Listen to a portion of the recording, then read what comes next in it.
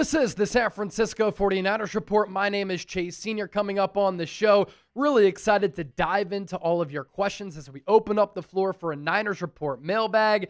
You have questions, I have answers, and also what we'll do is pass along some of your hot takes and your analysis as well.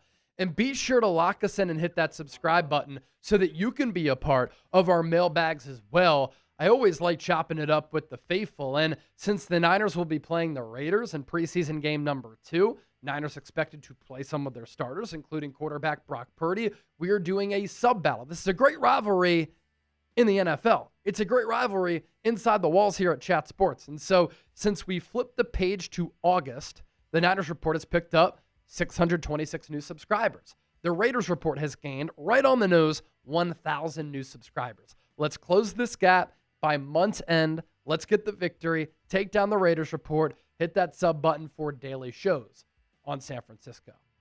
Greedy Greg 415 gets us started with this question here. What's it looking like with Jauan Jennings? So earlier this week, there was the report from Tim Kawakami that the Niners and JJ are not close to getting a contract done.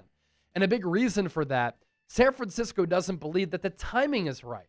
They gave Jennings a new deal going into last year, and while he's going into the final year of his contract in 2025, that deal was signed by Jennings going into 2024. And also, I think the Niners are a little bit gun-shy, especially with big money deals at the wide receiver spot, given what happened with Brandon Aiyuk. How he handled the situation, talking about BA, him getting hurt early in the year, and people inside the Niners organization are said to have immediately regretted paying Brandon Aiyuk.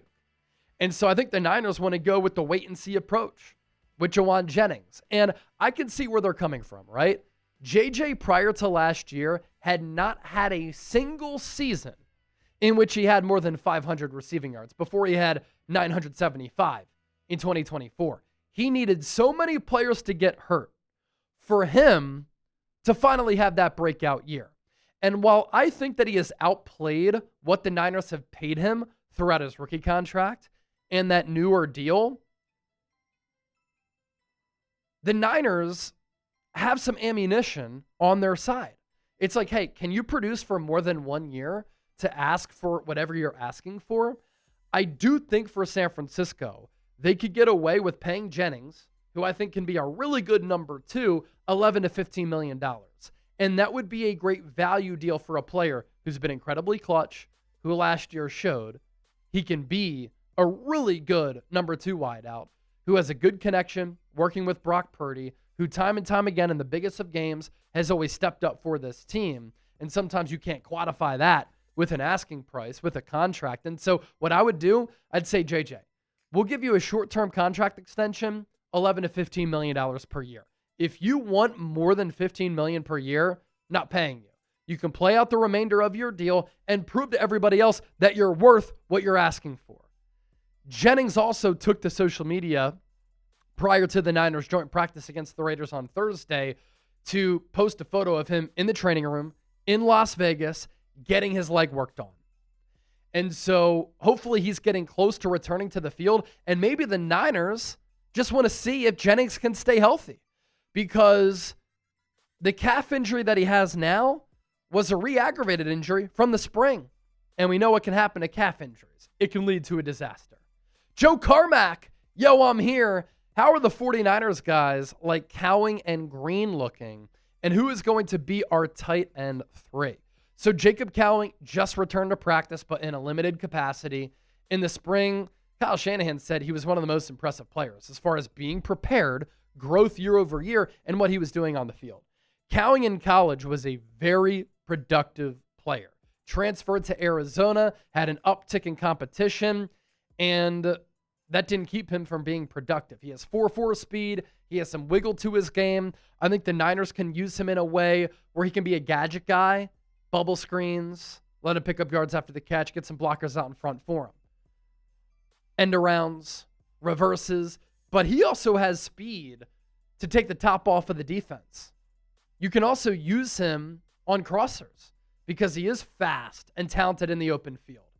But he got hurt the very first day of training camp running routes against air. So we haven't seen anything from him since. Maybe he plays in this preseason game, although I'd be surprised by that because Niners don't want him to re-aggravate that hamstring. As far as Renardo Green, he's going to be the starting outside corner opposite of Diamador Lenore. And in the practice where he hurt his hamstring as well, he had 3 pass breakups. Struggled a little bit in the spring going up against Jauan Jennings, but then started to turn the corner, and in classic Niners fashion, then he got hurt. But I'm a believer in Renardo Green's game. He got 7 starts last year. Even when he was a rotational player, I thought he played very, very well. Yo, Black Mask chiming in with the $100 super chat. Good to hear from a legend once again. Thank you, my man. Been a while. That Jauan Jennings injury is BS. In my opinion, he's playing a game. Awesome football is back. I don't need a hat or anything else from you.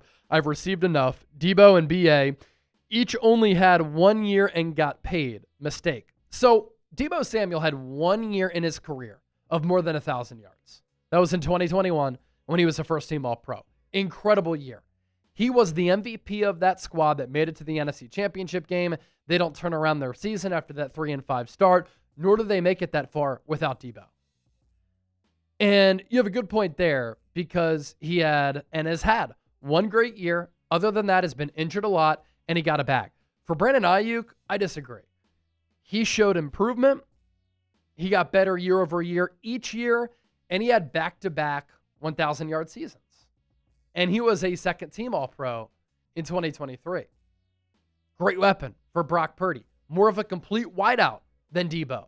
Footwork, route running, ability to beat man. Debo, never been able to beat man. Good hands.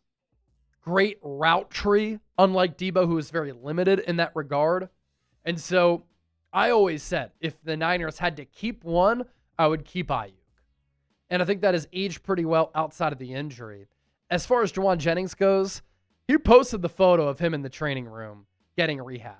And I think for a player who has no financial security beyond 2025, you got to tread lightly with the calf injuries, especially if he hurt it after hurting it in the spring.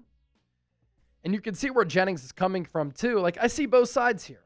Why the Niners are hesitant, why Jennings wants to get paid.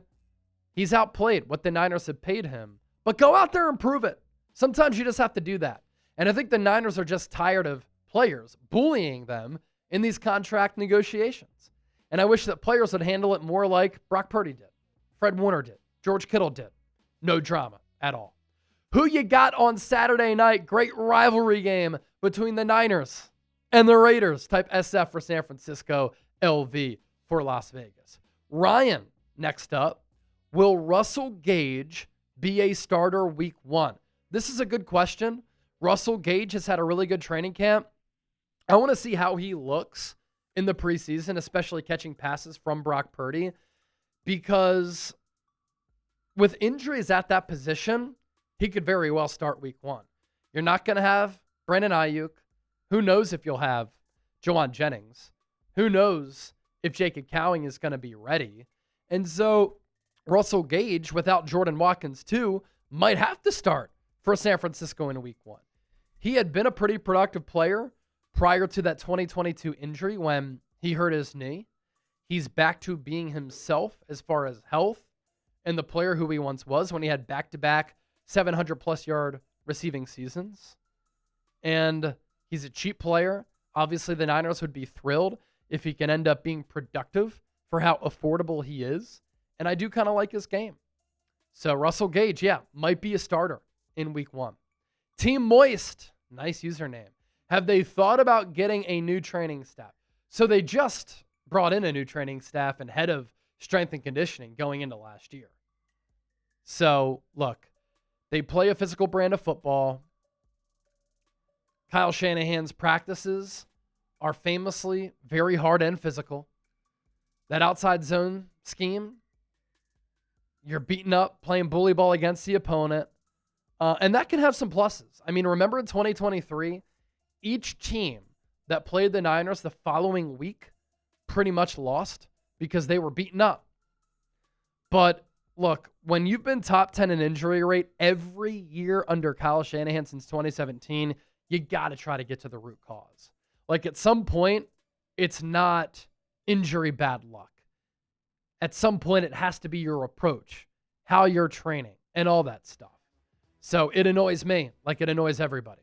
Johnny Clucks, any news on Jake Moody? Apparently, he went 7 of 7 yesterday, but I would have liked to see him more against Denver. Just not any chances for him. Yeah, I know the Niners have had a lot of injuries elsewhere on the 90-man. I still would have kept Greg Joseph. I mean, if you know that a fourth-string defensive tackle is not going to make your team, find a way to make the drills work. Because kicker is a problem, kicker is a concern, and Jake Moody needs to get tested. And then, in a live game situation, when the pressure is on with fans, with eyeballs watching, Jake Moody could not attempt a single field goal in the preseason opener. Now, yes, during Wednesday's practice, you allude to those numbers, 7 of 7. Great. But Jake Moody isn't a bad practice kicker. In actual games, that's when he struggles. You just need to see if he can be your guy, because you can't afford him to cost you a game or multiple games this year when all of this was very avoidable. Ray Franco, you think Christian McCaffrey will be okay if we have a playoff run? I think so. And then I think the Niners need to manage his workload a little bit. I think you can, because Isaac Rendo, once he comes back, has a lot of juice. You drafted Jordan James in the 5th round. I know Kyle Shanahan has said Christian McCaffrey is his own worst enemy because he never wants to come out. But Christian, if you want to have a long career, if you want to stay healthy, gotta manage the carries a little bit. He has missed 10 or more games in 3 of the last 5 years. He was healthy after the trade in 2022 and before the trade for Carolina. He was incredible. 2023, Offensive Player of the Year, first team All-Pro, top 5, MVP voting. But he's starting to get a little bit older. We know how running backs age. And with that injury history and talent at the wide receiver spot or running back spot, and in this offense, when Kyle Shanahan has had a productive rushing attack, be careful about how much you're giving McCaffrey the rock. And if he's on the field sometimes, use him as a decoy, split back, slot receiver. There are ways that you can get around this. Vlad the Impala. Krug has the Niners with 7 receivers on the 53 with Aiyuk on IR, and who knows what Jennings' deal is. Bergen, technically a wide receiver, but will be a pure special teamer. How do you see it? So, initial 53. And by the way, with that question we got earlier, with Russell Gage starting, is Demarcus Robinson going to get suspended? That's a possibility. But he's going to be on the initial 53. And so you'll have Ricky Pearsall, Jauan Jennings. You'll have Jacob Cowing, I would imagine. Did I mention Demarcus Robinson? Demarcus Robinson. I don't know if Jordan Watkins is going to start the year on PUP, but let's try to do a number crunch here. So, starting week 1, initial 53. Pearsall, Jennings, Demarcus Robinson, Jordan Watkins, Russell Gage, Jacob Cowing. That's 6. And yeah, if the Niners are impressed by Junior Bergen and they want him as a return specialist, he would be your 7th. So I think those numbers make sense. Aiyuk starts the year on PUP. He doesn't count toward the 53. And then once he comes back, you'll have a decision to make. Now, this is also something that is worth mentioning, that you can have a wide receiver on practice squad and elevate them up to the active roster on game day. And so that's a way to pull off roster gymnastics too. But a good question for sure. I do think Robinson will get suspended though. Maybe a couple games. Maybe his suspension gets delayed. Who knows? Rashee Rice going to be able to play at least the first 4 games for Kansas City. Then after that, he might get suspended. Jordan Addison, 3-game suspension to start the year as he got caught speeding. So I have no idea what the NFL's decision is going to be. You know what I know your decision should be? Subscribing to the channel so that you can have some great Niners content right here on YouTube coming your way every single day, and so that you can be a part of our mailbag. Thanks for watching.